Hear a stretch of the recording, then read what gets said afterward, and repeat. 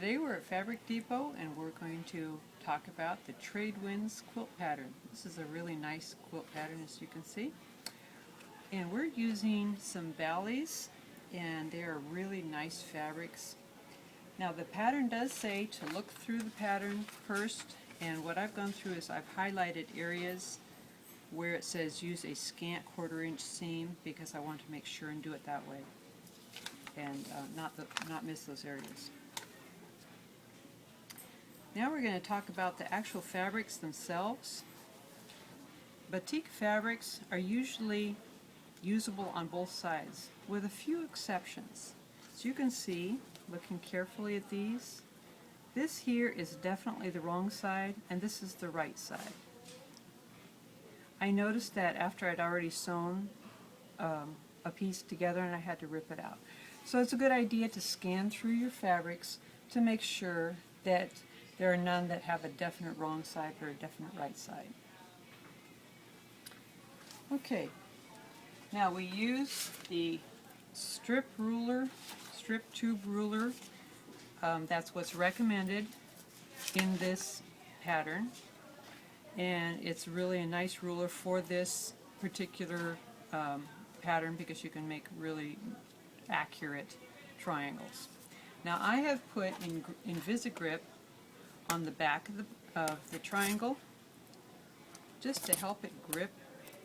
I'll show you right there. There's a little bit of it right there, because that way when you're cutting your fabric, if you don't have it on, and I'm going to turn it over to the side that doesn't, and you're cutting, this could slip a little bit. But with the Invisigrip, it stays put really nicely. Okay, now one of the things, after you've got your strip sets like this is the 2-strip set, and your background. That would be the background, and there's a 2-strip set right there. That would make this kind of triangle. They say to cut these out using the 6.5 inch line. Now they say to cut it single layer, but really you can cut it 2 layers even if those edges don't meet up. And as you can see, they don't meet up exactly. The strip set is a little bit narrower than the background, and that's okay as long as you can see it.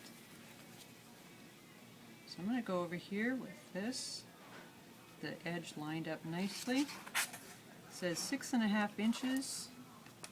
Let's go right in there, 6.5 inches, and as long as you have the strip set lined up to 6.5 inches, you're okay. And it says the pattern says it's okay if it ends up cutting off the top a little bit like that. Of course, I'm using the Olfa ergonomic rotary cutter, one of my favorite tools. And notice how that Invisigrip just holds it really nicely. I can just push right along the side of the ruler and it's not slipping at all. Now the reason why I have this cut together is because now it's all lined up. I don't have to take 2 pieces and put them together. They're already together. So I pin it where it goes. And just to check to make sure I'm doing it the right way, this is the picture of what it should look like. And you can see the strip sets on this side, the background's on that side. So I know I've got it pinned, and that's where I'm going to have the seam. I've got it on going the correct way. Now, you're probably wondering, well, this is not quite even, but these sides are even. And that's what's important for when you put these together. Okay, this is the final one, and that's going to be what it looks like, but notice it's nicely trimmed off. Well, these edges are these 2 edges here that you're going to be trimming off. So once it's trimmed off, it doesn't really matter if those are not quite matched up to begin with. So here is our background and the 2-strip set and the 3-strip set sewn together as a block, but we're not ready to iron it quite yet. Now we go to trim it. It says to trim it right at 8 inches, and I get the corners just right. Doesn't matter too much what's happening in the middle, because you really don't see if it's off one way or the other. A millimeter in the middle, you wouldn't see that, but you would see it at the corners. So it's important to get the corners just right.